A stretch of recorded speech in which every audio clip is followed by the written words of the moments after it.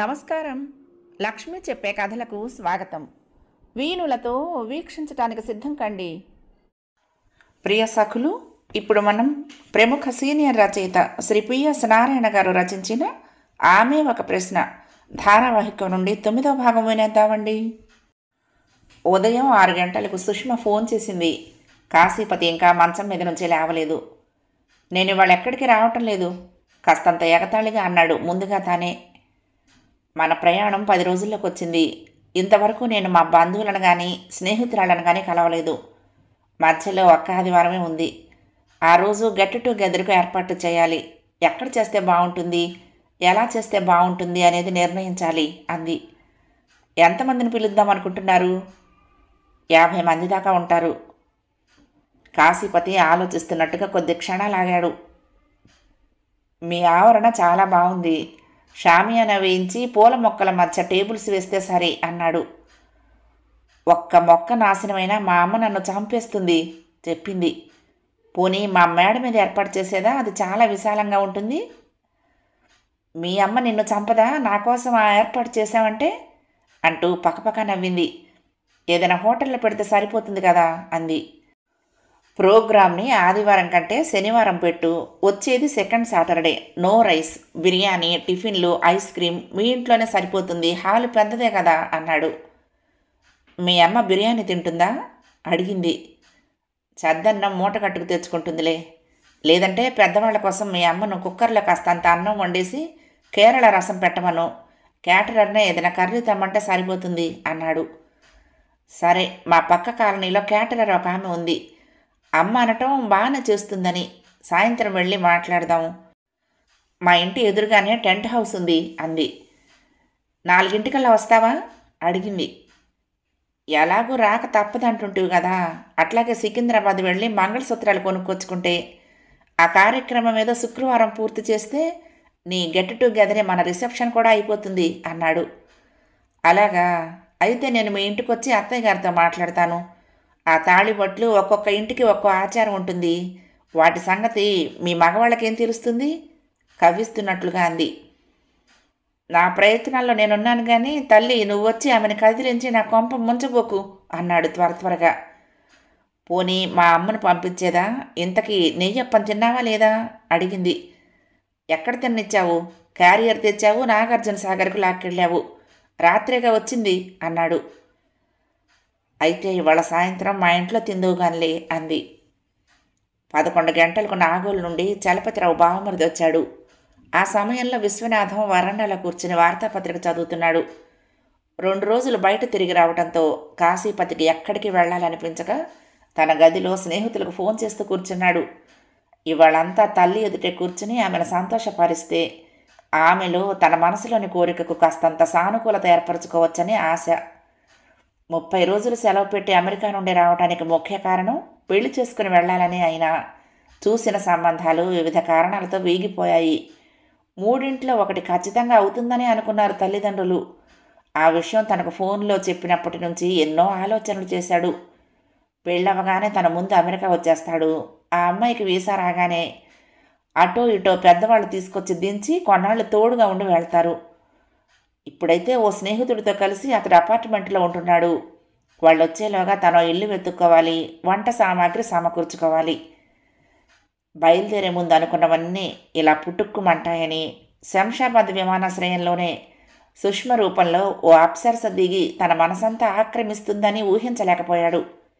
ఆమెను చేసుకోవాలని మనసా వాచా ఎంతగా కోరుకుంటున్నా తల్లి అయిష్టత తన ఉత్సాహం మీద నీళ్లు చల్లుతోంది. ఆలోచనలన్నీ తల్లక్రిందులవ్వగా గందరగోళం అయిపోయింది. ఆయన లోపలికి వస్తూనే, నమస్కారం అండి, నేను చలపతిరావు గారి బావమరిదిని. వారు మిమ్మల్ని కలవమని పంపించారు అన్నాడు. రండి రండి, వారింట కార్యక్రమాలన్నీ పూర్తయిపోయాయా? ఆయన్ని గుర్తుపట్టి ఆహ్వానించాడు విశ్వనాథం. నిన్నటితో అయిపోయాయండి. శుభకార్యం జరగవలసిన ఆ ఇంట్లో అనుకోకుండా మా అందరికీ పెద్ద దిక్కైన ఆమె పోవటం బాధ కలిగించింది. బంధుప్రీతి ఎక్కువ, చాలా మంచి మనిషి అన్నాడు. నిజమేనండి, మీ అక్కయ్య గారింట్లో మేమున్నది కొద్దిసేపు అయినా ఆమె మాట తీరు మా మనసుల్ని ఎంతగానో ఆకట్టుకుంది. విషయం తెలిసినప్పుడు మేము ఎంతగానో బాధపడ్డాం అన్నాడు.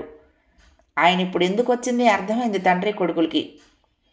వీరొచ్చారని అమ్మకు చెప్పి మంచినీళ్ళు తెమ్మను అన్నాడు విశ్వనాథం. కాశీపతి ఆ విషయం తల్లికి చెప్పి తన గదిలోకి వెళ్ళిపోయాడు.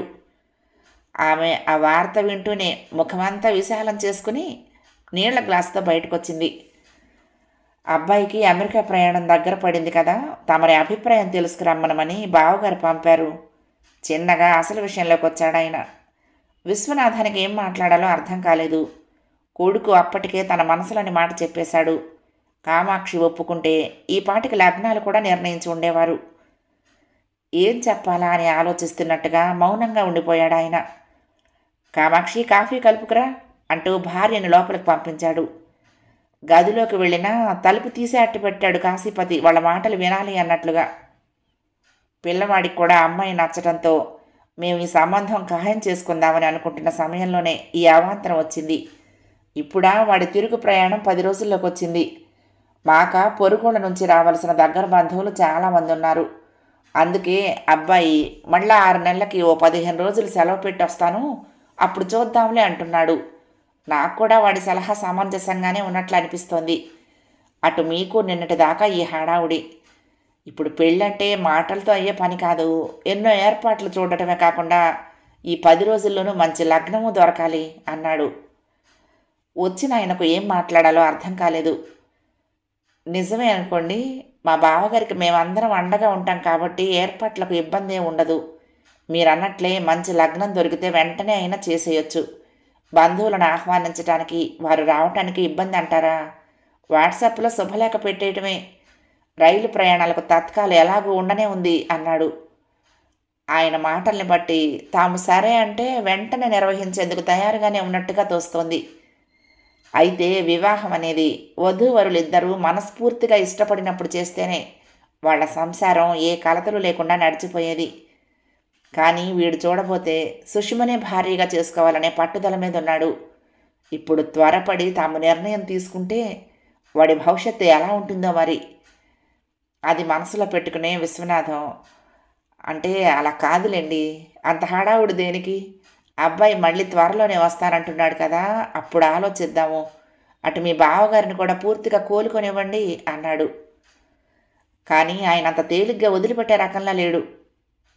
మీరు అలా అంటే నేను చెప్పేదేముంది? మా అమ్మాయిని మీకు ఇంటి కోడలిగా తెచ్చుకోవాలనేది మీ నిర్ణయం అయితే మాత్రం ఓ పని చేయొచ్చు. ఈ 10 రోజుల్లో నిశ్చయ తాంబూలాలు పుచ్చుకుని మీరన్నట్లే అబ్బాయి వచ్చినప్పుడు ఘనంగా ఆ వేడుక జరిపించవచ్చు. అది ఉభయులకు తృప్తిగా ఉంటుంది అన్నాడు. విశ్వనాథాన్ని ఆయన తన మాటలతో అన్ని వైపుల నుంచి కట్టిపడేస్తున్నాడు. ఎప్పుడో జరగబోయే వివాహానికి ఇప్పుడే ఒప్పందాలు చేసుకోవటం అంత మంచి పద్ధతి కాదండి. దాని ఇబ్బందులు దానికి ఉంటాయి. 6 నెలల్లో ఏమైనా జరగచ్చు. అమ్మాయికి ఇంతకంటే మంచి సంబంధము రావచ్చు. ఎవరికి ఎలా రాసిపెట్టి ఉందో మనం చెప్పలేం కదా అంది అందకుండా అన్నాడు.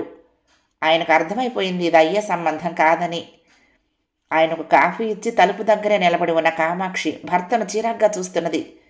గదిలో ఉన్న కాశీపతి తండ్రి మాటలకు ఆనందపడ్డాడు. సాయంత్రం 4ంటికి స్కూటర్ తీసుకుని సుష్మ ఇంటికి బయలుదేరాడు కాశీపతి. భర్త నాగోలు సంబంధాన్ని తిరస్కరించిన తీరుకు కామాక్షి మండిపడుతోంది. సంసారపక్షంగా ఉన్న ఆ అమ్మాయి ఎంతో నచ్చటం ఒక కారణమైతే, కొడుకు ఈ 6 నెలల్లో సుష్మకు మరింత దగ్గరైపోతాడేమో అనే భయం మరొకటి. అయినా ఇద్దరూ ఒకే చోట ఒంటరిగా ఉంటున్నారు అనే విషయం బాగా కలవర పెడుతున్నది ఆమెను. ఇదెక్కడి గోల? మొగుడు చచ్చిందాన్ని చేసుకుంటానంటాడు, ఇంకెక్కడ ఆడపిల్ల దొరకనట్లు. కాశీపతి వెళ్ళేప్పటికీ ఆ ఇంట ఆడవాళ్ళు 3 హాల్లో కూర్చొని చిన్నగా మాట్లాడుకుంటున్నారు. అతడిని చూస్తూనే సుష్మ లేచింది. ఆమె తల్లి పిన్ని లేచి లోపలికి వెళ్ళిపోయారు.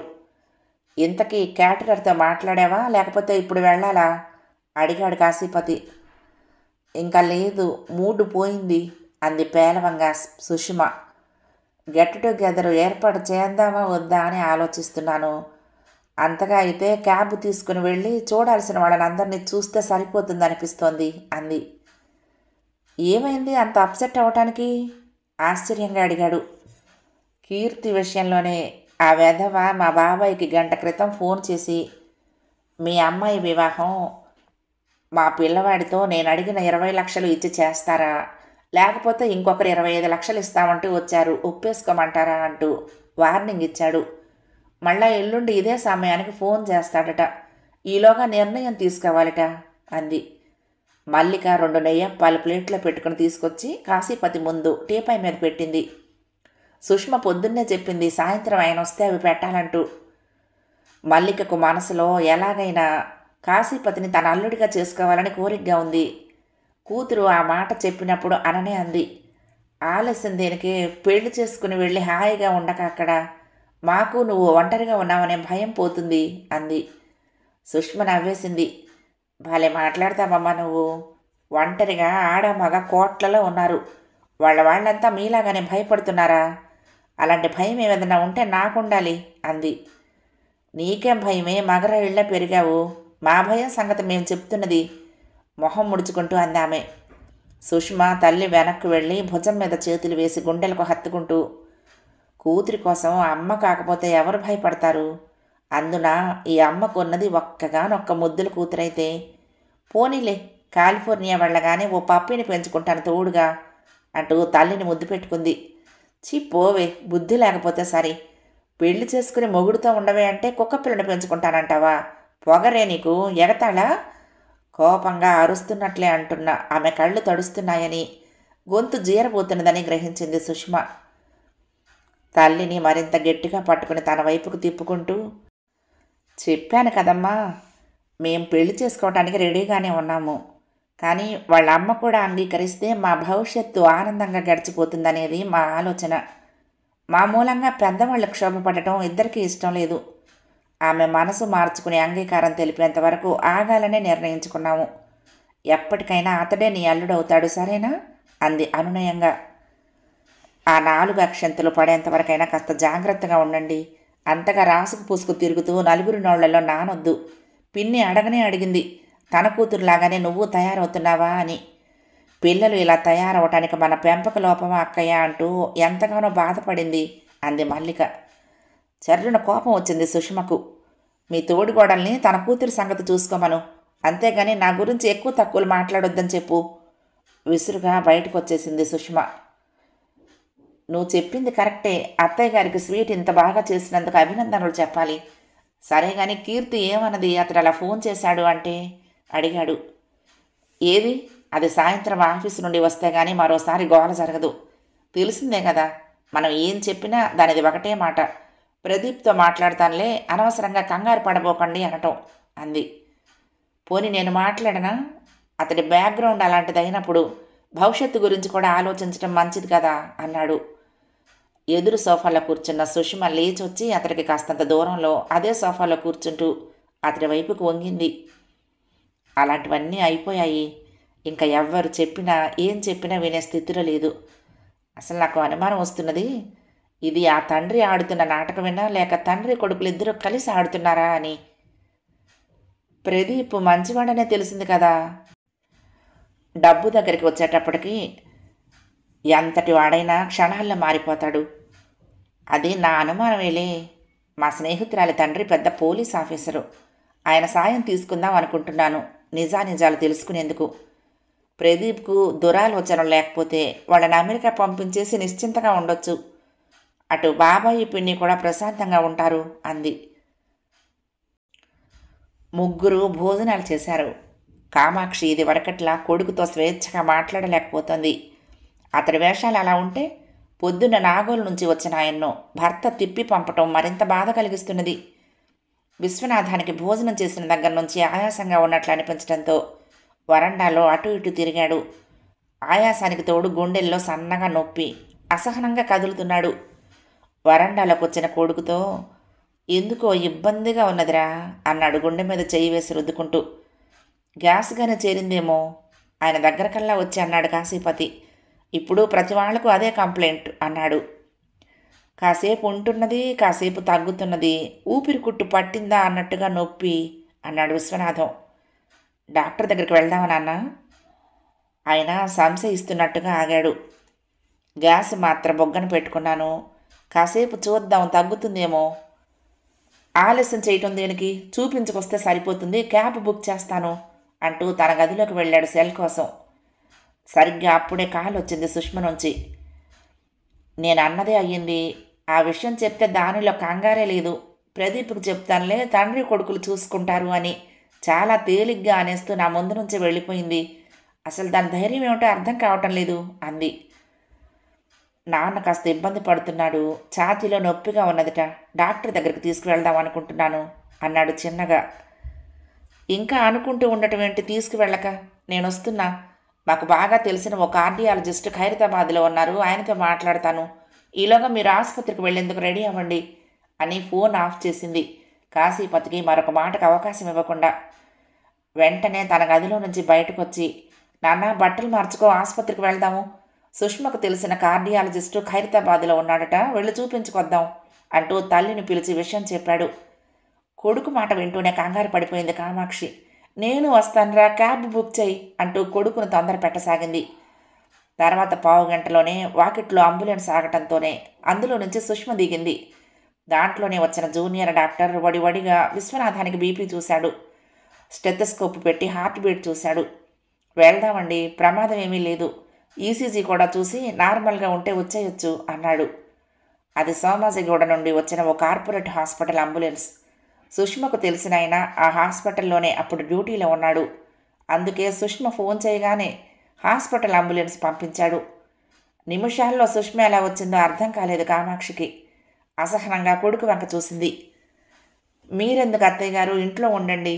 నేను మీ అబ్బాయి మావయ్య గారిని తీసుకువెళ్ళి డాక్టర్కి చూపించి మందులు రాయించుకొస్తాము. అక్కడ డాక్టర్ నాకు బాగా తెలిసినలేండి అంది చొరవగా. ఆయనకు అలా ఉంటే నేను ఇంట్లో ఎందుకు? ఆయన ఎక్కడుంటే నేను అక్కడే. ముఖం చిట్లించి సుష్మ మాటను తోసేస్తూ బయలుదేరింది. నువ్వు మాత్రం ఎందుకు ఇంత రాత్రిపూట అక్కడకు? ఆ అబ్బాయి ఉన్నాడుగా మాకు తోడు అని సుష్మతో అంది. అంబులెన్సు తర్వాత పావుగంటలోనే ఆసుపత్రి ఆవరణలో ఆగటం, ఆయన్ను ఎమర్జెన్సీ రూమ్లోకి తీసుకువెళ్ళటం జరిగిపోయింది. సుష్మ డాక్టర్తో మాట్లాడింది. కాశీపతి ఆయన పడుతున్న ఇబ్బందిని చెప్పాడు.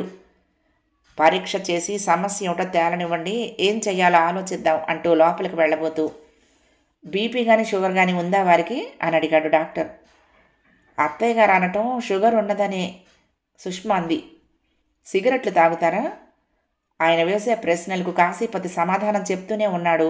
లోపల డాక్టర్లు ఈసీజీ చూసి బ్లడ్ శాంపిల్స్ తీసుకుంటున్నారు. తర్వాత అరగంటకు పరీక్షలన్నీ అయిన తర్వాత డాక్టర్ బయటకు వచ్చాడు. ఎలా ఉందన్నయ్య వారికి అడిగింది సుష్మ. సమస్య పెద్దగా ఏమీ లేదు, ఒక రక్తనాళం బ్లాక్ అయింది, స్టెంట్ వేస్తే సరిపోతుంది, కంగారు పడాల్సింది ఏమీ లేదు చెప్పాడు ఆయన. ఇంతకుముందు ఎప్పుడైనా ఇలా వచ్చిందా? కాశీపతిని అడిగాడు. నాన్నగానే అమ్మగానే చెప్పాలి, నాకు తెలియదు. అమెరికా నుండి 20 రోజుల క్రితమే వచ్చాను నేను అన్నాడు కాశీపతి. ఇద్దరు ఒకేసారి వచ్చారా? సుష్మను చూస్తూ అడిగాడు. అవునన్నయ్య, వారు కాలిఫోర్నియాలోనే పనిచేస్తున్నారు, మంచి స్నేహితుడు అంది. ఏవేవో ఊహాగానాలు చేయకుండా స్పష్టత ఇచ్చింది. పొద్దున్నే యాంజియోప్లాస్టీ చేసి అప్పుడే స్టెంట్ కూడా వేస్తే సరిపోతుంది అన్నాడు. అది తాత్కాలిక ఉపయోగానిక? సుష్మే అడిగింది. అదేం లేదు, రక్తనాళంలో వ్యర్థ పదార్థాలు చేరి అడ్డం పడినప్పుడు రక్త ప్రసరణ సాఫీగా ఉండదు, అప్పుడే ఇలాంటి సమస్య వచ్చేది. ఆ అడ్డంకిని తొలగించి మామూలుగా రక్తం ప్రసారం అయ్యేలా అక్కడ ఓ మెష్ లాంటి స్టెంట్ని అమరుస్తాము. అప్పుడు మళ్ళా రక్తం మామూలుగా పారుతూ ఉంటుంది. దానివల్ల ఆయనకు ఏ ఇబ్బంది ఉండదు. దాన్ని తర్వాత తీసేయాల్సిన అవసరమూ ఉండదు. అందుకు టోటల్ అనస్థీషియా ఇవ్వాలా? అక్కర్లేదు, లోకల్గానే కాస్త మొద్దుబారేలా చేస్తాము, ఆపరేషన్ అంటూ ఏం ఉండదు అన్నాడు. మాకు రూమ్ ఇప్పిస్తే రాత్రికి ఇక్కడే ఉంటాం అన్నాడు కాశీపతి. ఎందుకండి ఇంతమంది ఇక్కడ? సుష్మా, నువ్వు వారి అమ్మగారిని తీసుకుని ఇంటికి వెళ్ళిపో, వీరు నా రెస్ట్ రూమ్లో ఉంటారులే రాత్రికి అన్నాడు. కామాక్షి ఇంటికి వెళ్ళటానికి అంగీకరించలేదు. అయితే రూమ్ ఇప్పిస్తానులే, ఇక్కడే ఉందిరు కానీ. సుష్మా, నువ్వు ఉంటావా వెళ్తావా? రేపు సాయంత్రం దాకా నా డ్యూటీ ఇక్కడే అన్నాడు. నేను వెళ్ళి ఉదయాన్నే వస్తా అంది. ఎవరన్నా డ్రైవర్ ఖాళీగా ఉంటే నా కారులో పంపిస్తానుండు అంటూ అతను లోపలికి వెళ్ళిపోయాడు. సుష్మ బయటకు వచ్చింది. అత్తయ్య గారు కంగారేం లేదు, రేపు ఒక్కరోజు మామయ్య గారు ఉంటే చాలంటున్నారు, చాలా చిన్న సమస్యట, ఇప్పుడు ఐసీయూలో ఉన్నారు, కావాలంటే మీరు కాసేపు అక్కడ కూర్చోండి, తర్వాత గదికి వెళ్ళి పడుకుందరు కానీ చెప్పింది కామాక్షితో. అప్పుడు 10 దాటింది. కాశీపతిని వచ్చి దించమంటావా అడిగింది కామాక్షి. ఎందుకండి, అన్నయ్య కారులోనే పంపిస్తున్నారు కదా అంటూ బయటకు వస్తూ ఉంటే కాశీపతి అనుసరించాడు. మీకు దగ్గర బంధువా డాక్టర్ గారు అడిగాడు. ఉదయ్ మేము చాలా సంవత్సరాలు పక్కపక్క ఇళ్లల్లోనే బంధువుల కంటే ఎక్కువ ఆత్మీయంగా ఉన్నాము. వాళ్ళింట్లో ఆడపిల్ల లేకపోవడంతో అక్కడ నేనే యువరాణినయ్యాను. నా 10వ తరగతి తర్వాత అనుకుంటాను సొంత ఇళ్ళు కట్టుకుని దూరమైంది. వారు తమ బంధువులతోనే నా పెళ్లి జరిపించారు. ఆయన పోయినప్పుడు నాకంటే ఎక్కువ బాధపడింది వాళ్లే. పట్టుబట్టి పెళ్లి చేశాము, మా వల్లే దీని జీవితం ఎలా అయింది అంటూ అమ్మ పెదనాన్న ఒకటే ఏడుపు. చెప్తూనే కారెక్కేసింది. ఉదయం 7 గంటలకు సుష్మ పెద్ద క్యారియర్ నిండా ఇడ్లీలు పెట్టుకొచ్చింది ఆసుపత్రికి. కామాక్షి గోల చేయటం మొదలుపెట్టింది ఆ అమ్మాయిని చేతిలోని క్యారియర్ను చూస్తూనే. అక్కడి నుంచల్లా మోసుకు రావటం దేనికి, పక్కనే హోటల్ ఉంది, కాశీపతి వెళ్ళి తినొచ్చేవాడు, నేనైతే స్నానం చెయ్యింది తినను అంటూ. అత్తయ్య గారు, ప్రతి రూల్కు కొన్ని సడలింపులుంటాయి. ఆసుపత్రిలో ఉన్నప్పుడు ఇంట్లో ఉన్నట్టే జరగాలంటే కుదరదు. ముందు టిఫిన్ తినండి, తర్వాత ఇక్కడే స్నానం చేసి బట్టలు మార్చుకుని మావయ్య గారి దగ్గరికి వెళ్ళి కూర్చోండి. మీరు నవ్వుతూ కనపడితే వారు తొందరగా కోలుకుంటారు అంది చిరునవ్వుతో. కామాక్షి మాట్లాడకుండా ముఖం తిప్పుకుంది. డాక్టర్ ఉదయ్ వచ్చాడు. బీపీ నార్మల్గా ఉంది, షుగర్ కంట్రోల్లో ఉంది, 10 గంటలకు స్టెంట్ వేద్దాం అన్నాడు. అతడిని చూస్తూనే సుష్మ, మీ పిన్ని నీకు కేరళ ఇడ్లీ పంపించింది. సాంబారు చట్నీయే కాకుండా కారపొడి నెయ్యి కూడా వేసి, ఇప్పుడు తినేసి వెళ్ళు అంది. ఆ ఇడ్లీకి మన ఇడ్లీకి తేడా ఏమిటి అడిగాడు అక్కడే ఉన్న కాశీపతి. మా అమ్మ ఇడ్లీ రవ్వ వాడదు, ఉప్పుడు బియ్యం నానబోసి రుబ్బి కలుపుతుంది. అవి మెత్తగా నోట్లో వేసుకుంటే కరిగిపోయేలా ఉంటాయి. అంతేకాదు మరొక రహస్యం కూడా, స్టూల్ వేసుకుని కూర్చుని మలయాళపు పాటలు పాడుకుంటూ మినప్పప్పును రోట్లో రుబ్బుతుంది. తిని రుచి ఎలా ఉందో చెప్పండి. మావయ్య గారి సంగతి ఏమిటో ఆసుపత్రి వాళ్లే చూసుకుంటారు, మనం తెచ్చినవి పెట్టనీయరు అంది.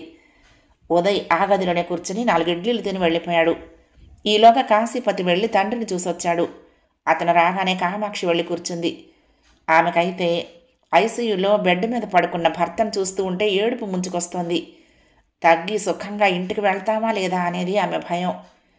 11 గంటలకల్లా విశ్వనాథానికి స్టెంట్ వేసి తీసుకొచ్చి ఐసీయూలో పడుకోబెట్టారు. మత్తు శరీరం మొత్తానికి ఇవ్వకపోవడంతో ఆయన మామూలుగానే మాట్లాడుతున్నాడు. ఆయన మీకు 100 ఏళ్ళు గ్యారంటీగా తోడుగా ఉంటారు. సుష్మ చెప్పింది పొద్దుటి నుండి మీరేమీ తినలేదని. వెళ్ళి మా పిన్ని పంపిన ఇడ్లీలు తిని గదిలో పడుకోండి, వారికి ఇప్పుడు ఏ సమస్య లేదు అన్నాడు ఉదయ్ నవ్వుతూ. 2 చేతులు జోడించి నమస్కారం పెట్టింది కామాక్షి. తప్పండి, నేను మీకంటే చాలా చిన్నవాణ్ణి అంటూనే ఒంగుని ఆమె పాదాలకు నమస్కరిస్తూ ఉంటే ఆమె బిడియపడుతూ వెనక్కి వెళ్ళింది. సుష్మ కామాక్షిని తీసుకొని గదిలోకి వెళ్ళి ఓ ప్లేట్లో ఇడ్లీలు పెట్టించింది. నిన్ను శ్రమ పెడుతున్నామమ్మా అంది కామాక్షి. ఆమెకు చాలా ఇబ్బందిగా ఉంది ఆ పిల్ల చేత పని చేయించుకోవటం. దీనికే శ్రమ అంటే ఎట్లా అత్తయ్య గారు, మనిషికి మనిషే తోడు. ఓ గంటలో అమ్మ నాన్న అందరికీ భోజనాలు తీసుకుని వస్తున్నారు, వాళ్ళతో కబుర్లు చెప్తూ కూర్చోండి, మామయ్య గారి సంగతి నేను మీ అబ్బాయి చూసుకుంటాం అంది. అయ్యయ్యో, వాళ్ళను కూడా ఇబ్బంది పెడుతున్నావా? శంకరాచార్యుల గారు పుట్టిన కాలడి మా అమ్మ పుట్టి పెరిగిన ఊరికి పక్కనే. మరొకరికి సన్నిహితంగా ఉండటంలో ఆనందం మా అమ్మ పొందినట్లుగా మరెవ్వరూ పొందలేరు. ఆమె మనసు వెన్న. మీరేమనుకోనంటే ఒక్క మాట చెప్తాను అంది ఆమెని చూస్తూ.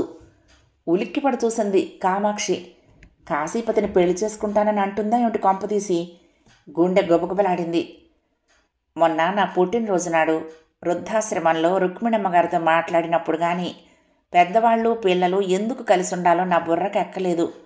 అది ఎక్కినప్పటి నుండి ఆమె మాటలే నా మనసునంతా కలిచివేస్తున్నాయి. దానికి తోడు రాత్రి మావయ్య గారిని ఆసుపత్రిలో చేర్చడంతో మరింత బలపడింది అంది. కామాక్షి విచిత్రంగా చూసింది సుష్మ వంక.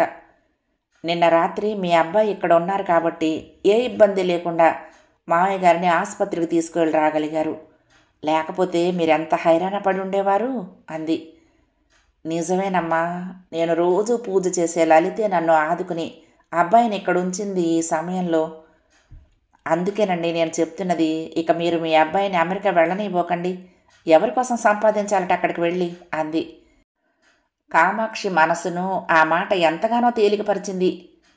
కొడుకు తమ దగ్గర ఉన్నాడనే ధైర్యం కొండంతగా ఉండటమే కాకుండా అమెరికా వెళ్ళకపోతే ఆ పిల్లను పెళ్లి చేసుకునే ప్రసక్తి కూడా రాదు. చక్కగా ఆ నాగోలు సంబంధాన్ని నిర్ణయించుకోవచ్చు అనుకుంది. చెప్పటం అయితే చెప్తాను కానీ వాడు వినాలి కదమ్మా అంది. ఎందుకు వినడు? కనిపెంచినందుకు మిమ్మల్ని జాగ్రత్తగా చూసుకోవలసిన బాధ్యత ఆయనకు లేదా? కానీ అంత చదువులు చదివి ఇక్కడే ఉండమంటే ఉంటారా? వాళ్ళ భవిష్యత్తు వాళ్ళకి ముఖ్యం కాదు? అది ఎంత ముఖ్యమైనా తల్లిదండ్రుల తర్వాతనే. ఎవరికైనా పిల్లలు ఒక్కరే అయితే వాళ్ళు పెద్దలను వదిలి మరొక దేశంలో ఉద్యోగం చేయటానికి వీలు లేకుండా ప్రభుత్వం ఆంక్షలు విధించాలంటాను నేను అంది. కామాక్షి తృప్తిగా చూసింది సుష్మ వంక. రాత్రి ఇంటికి వెళ్తూనే అమ్మకు చెప్పేశాను నేను ఇంకా అమెరికా వెళ్ళను అని. వాళ్ళను ఒంటరిగా వదిలేసి అంత దూరం సంపాదనకు వెళ్ళవలసిన అవసరం నాకు లేదు. ఈ వయసులో పెద్దవాళ్లకు కావాల్సింది పిల్లలు పంపించే డబ్బు కాదండి, వారి అండ, ఆత్మీయ పలకరింపు. నా మాట వింటూనే అమ్మ ఎంతగా సంతోషించిందో, నన్ను పట్టుకుని ఎన్నిసార్లు ముద్దులు పెట్టుకుందో. సుష్మ కళ్ళు మూసుకుని తల్లి స్పర్శనే గుర్తుకు తెచ్చుకుంటూ ఆనందంగా చెప్పసాగింది. కామాక్షి గుండె గుభేలుమంది. అంటే తను ఇక్కడే ఉండబోతున్నది కాబట్టి కాశీని కూడా అమెరికా వెళ్లకుండా చెయ్యాలని చూస్తున్నదన్నమాట. అమ్మా, మహా తెలివిగలది, మాటల మాంత్రికురాలు. నేనైతే ఇక మా అమ్మ నాన్నను వదిలి వెళ్ళను అత్తయ్య గారు. మీ అబ్బాయి విషయం అంటారా? మీరు మీ అబ్బాయి ఆలోచించుకోవాలి అంది. నా బొంద ఆలోచన. ఆవిడ గారు నిర్ణయించుకున్నదంటే వాడు ఆ బాటనే నడుస్తాడనేది ఎవ్వరూ కాదనలేని సత్యం. కాశీపతి తండ్రి దగ్గర నుంచి రాగానే కామాక్షి వెళ్ళి భర్త దగ్గర కూర్చుంది. ఎలా ఉన్నారు అడిగింది దిగులుగా. శుభ్రంగా ఉన్నాను. నీ మొహం ఏమిటి అట్లా పీకిపోయింది ఒక్కరోజులోనే? ఆయన నవ్వుతూ భార్యను ఆప్యాయంగా చూశాడు, ఆమె చేతి మీద చెయ్యి వేస్తూ. కామాక్షి మాట్లాడలేదు. సుషుమ మాటలే గుర్తుకొస్తూ ఉండగా ముఖాన్ని పక్కకు తిప్పుకుంది. ఆ అమ్మాయిని తన కోడలుగా ఊహించుకుంటేనే కామాక్షికి గుండె దడదడలాడుతోంది. చక్కటిది మంచిది అవ్వచ్చు, కానీ అలాంటి పిల్లని కోడలుగా చేసుకున్నామని బంధువుల్లో తెలిస్తే ఎగతాళి చేయరా, నవ్వరా? ఎంత అవమానంగా ఉంటుంది. విశ్వనాథానికి భార్యతో దాదాపు 40 సంవత్సరాలకు పైగా అనుబంధం. 18 ఏళ్ల వయసులో తన ఇంట కాలు పెట్టిందామె. తామిద్దరూ ఒక్కటే అన్నంతగా మమేకమైపోయారు. ఎప్పుడన్నా మాట అనుకున్నా అది క్షణికమే. ప్రతిదానికి అంత భయపడకూడదు, ఎవరూ శాశ్వతం కాదు, ముందు వెనకలే అన్నాడు. ఇప్పుడు ఆమె ఆలోచిస్తున్నది కొడుకు సుష్మను పెళ్లి చేసుకోబోయే విషయమని గ్రహించలేకపోయాడు. కామాక్షి చటుక్కున్న భర్త నోటి మీద చేతిని పెట్టింది. అలా అనొద్దు, అలా అనొద్దు అంది చీర చెంగుతో కళ్ళద్దుకుంటూ. నీకో మంచి వార్త చెప్పనా? కాశీ ఇక అమెరికా వెళ్ళనంటున్నాడు. వాడు కళ్ళెదుట ఉండటం కంటే మనకు కావాల్సిందే ఉంది. ఆ సంపాదించుకునేదేదో ఇక్కడే సంపాదించుకోవచ్చు. అయినా మనకు లేకపోతే కదా అంత దూరం వెళ్ళి ఉద్యోగం చేయాల్సింది అన్నాడు. వాడు మన కోసం ఏమీ ఉండటం లేదు రుసరుసలాడుతున్నట్టుగా అంది. మరి ఎవరి కోసం ఉంటున్నాడట? ఉన్నదిగా అమ్మవారు ఈసడింపుగా అంది. ఆయనకు నీరసంగా ఉన్న పక్కున నవ్వాడు. నీది ఎంత చేదస్తమే. పుట్టిన ప్రతివాడికి కొన్ని ప్రాథమిక హక్కులుంటాయి, వాటిని కన్నవాళ్ళు కూడా లాక్కోలేరు అన్నాడు సముదాయిస్తూ. తల్లిదండ్రులను క్షోభ పెట్టే హక్కు ప్రాథమిక హక్కేనా? నిష్ఠూరంగా అంది. నిన్ను క్షోభ పడమని వాడు అన్నాడా? వాడి ఆనందాన్ని చూస్తూ నిన్ను ఆనందించమంటున్నాడు. కృష్ణుడు చిలిపి చేష్టలు చూసి యశోద ఎప్పుడైనా బాధపడిందా? పడ్డా కొద్దిసేపు మాత్రమే, తర్వాత ఎత్తుకుని ముద్దులు కురిపిస్తూ లాలించేది కదా. మూతి తిప్పింది కామాక్షి. కాశీపతి వచ్చాడు ఐసీయూలోకి. చిన్న మావయ్య పొద్దున్నే కారులో బయలుదేరాడటమ్మా. ఇంటి దగ్గర ఎవరన్నా ఉన్నారా? లేకపోతే సరాసరి ఆసుపత్రికి రమ్మంటారా అంటూ ఫోన్ చేశాడు. అదేమిటి, మీ అన్నయ్యకి అప్పుడే ఫోన్ చేసి చెప్పావా? ఇంత చిన్న విషయానికి కూడా నువ్వు కంగారు పడుతూ అందరినీ కంగారు పెడతావేమిటే? విశ్వనాథం చిరాకు పడుతూ అన్నాడు. ఇది మీకు చిన్న విషయం ఏమో కానీ నాకు కాదు, మాట్లాడకుండా పడుకోండి అంటూ కొడుకు వైపుకు తిరిగింది. ఒక్కడే వస్తూ ఉంటే ఇక్కడికి రమ్మను అంది. లేదమ్మా, అత్తయ్య సుకన్య కూడా వస్తున్నారు. బావేమో అర్జెంటు పనుండి ఆగిపోయాడట, రేపు బస్సులో వస్తాడట చెప్పాడు. సరి సరి, కుటుంబం మొత్తానికి పెట్టామన్నమాట పని. మరొకసారి నవ్వాడు విశ్వనాథం. ఆయన మాట విననట్లుగానే, నువ్వు ఇంటికి వెళ్ళు, వంట ఆమె సావిత్రమ్మ గారికి ఫోన్ చేస్తాను, వెంటనే మన ఇంటికి వచ్చి వంట చేయమని. వాళ్ళు పొద్దున ఎన్నింటికి బయలుదేరారో ఏమో అంది కొడుకుతో. రాత్రికి చూద్దాంలే వంట ఆమె సంగతి, వాళ్ళని సరాసరి ఇక్కడికే రాని, నాన్నను చూసి హోటల్లో భోజనం చేసి ఇంటి తాళం చెవులు తీసుకువెళ్ళి విశ్రాంతి తీసుకుంటారు అన్నాడు కాశీపతి. అంత దూరం నుంచి వాళ్ళు వస్తూ ఉంటే ఇంట్లో ఉండి వంట చేసి భోజనం పెట్టలేకపోతున్నాననేది కామాక్షి మరో బాధ. 9వ భాగం సమాప్తం. ప్రియ సఖులు, ఈ కథ మీకు నచ్చితే తప్పకుండా లైక్ చేయండి, షేర్ చేయండి, కామెంట్ చేయండి, సబ్స్క్రైబ్ చేసుకుని నన్ను ఎంకరేజ్ చేయండి. ఉంటానండి. ప్రేమతో లక్ష్మి, కృష్ణాతీరం, దుర్గమ్మ సన్నిధానం. నమస్తే.